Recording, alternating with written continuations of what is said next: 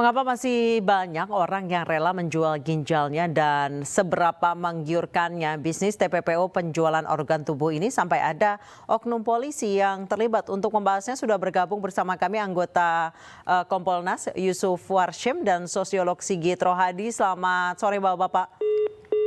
Selamat sore. Baik, Pak Sigit.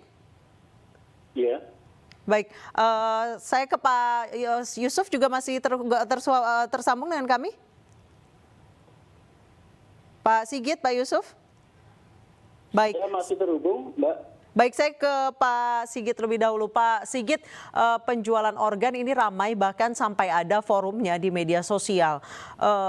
Menurut Anda apakah hal ekonomi menjadi alasan satu-satunya orang menjual ginjalnya? Tentu ada faktor penarik dan ada faktor pendorong. Ada permintaan dan ada penawaran. Faktor penarik dan pendorong sama kuatnya ya. Faktor pendorongnya jelas karena banyak orang, banyak keluarga terlilit masalah-masalah ekonomi. Apalagi menghadapi pandemi dan pasca pandemi, di mana orang kesulitan membiayai pendidikan anak-anaknya, membiayai sewa rumah, dan ekonomi pada umumnya. Sementara faktor penarik berasal dari luar negeri, ternyata permintaannya semakin hari semakin meningkat.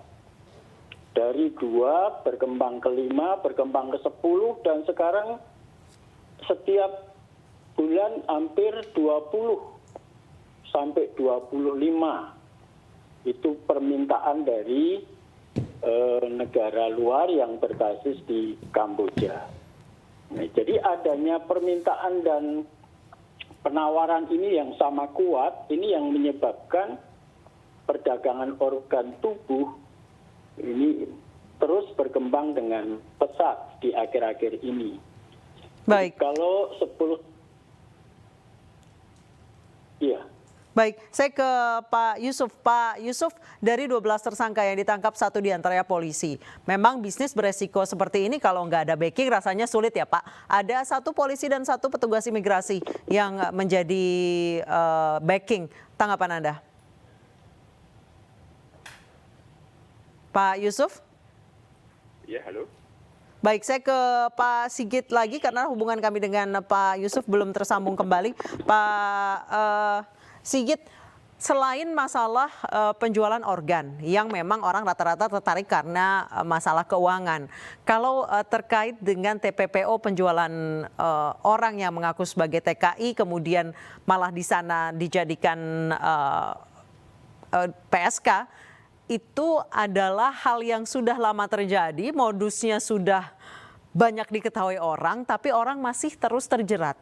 Padahal sudah ada penyalur TKW legal. Iya, jadi perdagangan manusia ini mulai memasuki tahap yang mengerikan. Mulai dari perdagangan manusia untuk dieksploitasi tenaga kerjanya, dipekerjakan secara paksa, kemudian naik ke persoalan dipekerjakan untuk seksual, dan sekarang yang mengerikan adalah dipekerjakan atau diperdagangkan organ tubuhnya. Nah, kenapa saya katakan mengerikan? Karena ini sudah merasuk ke masyarakat, bahkan sampai anak-anak kecil. Kasus yang ada di Makassar beberapa bulan yang lalu, seorang anak dibunuh oleh 2 orang remaja dengan modus untuk diambil ginjalnya karena tergiur penawaran yang ada di media sosial. Juga seorang guru, juga seorang ibu rumah tangga. Ini tentu mulai miris, mulai membuat bulu kuduk kita berdiri. Ternyata warga masyarakat tidak paham bahwa tubuh itu bukan komoditas. Tubuh itu tidak bisa diperjualbelikan. Jadi kalaupun ada donor, ini prosesnya sangat ketat dengan kontrol tenaga-tenaga medis dan dengan persetujuan anggota keluarga. Baik. Baik, dari Pak Sigit saya ke Pak Yusuf. Pak Yusuf, bisnis beresiko seperti penjualan perdagangan manusia ini tentunya akan sulit dijalankan jika tidak ada backing. Dua orang jadi backing, satu polisi, satu adalah petugas imigrasi. Tanggapan ya Pak Yusuf? Baik, terima kasih. Tindak pidana perdagangan orang ini kan telah menjadi komitmen serius pemerintah untuk memberantas dan menindaknya.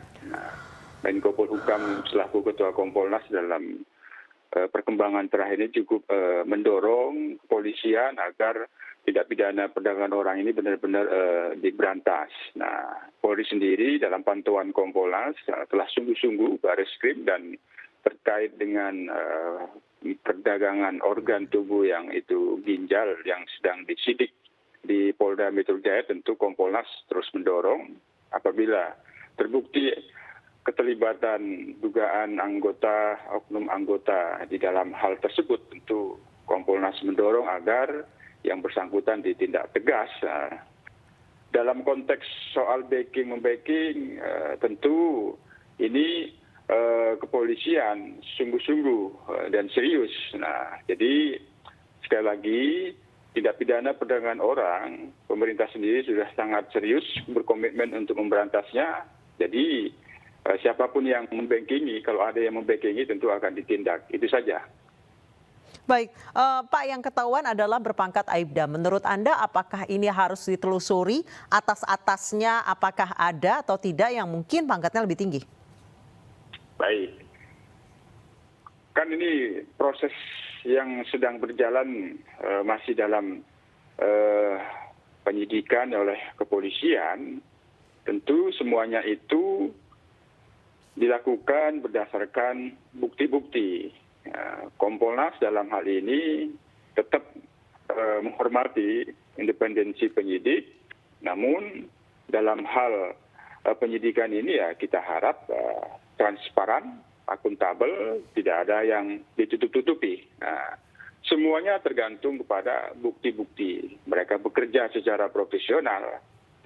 Kalau memang bukti-bukti itu ada, tidak harus ada oknum lain, tapi ada oknum-oknum aparat lain, ya tentu itu tidak usah ditutupi, ditindak saja. Itu, Mbak. Baik, kita harapkan masyarakat juga semakin paham dan mengetahui apa sebenarnya konsekuensi dari menjual, memperdagangkan anggota tubuhnya. Karena tadi seperti kata Pak Sigit bahwa anggota tubuh atau tubuh kita itu bukan komoditas. Terima kasih Pak Sigit Rohadi dan Pak Yusuf Warshim telah bergabung bersama kami di Newsroom Weekend.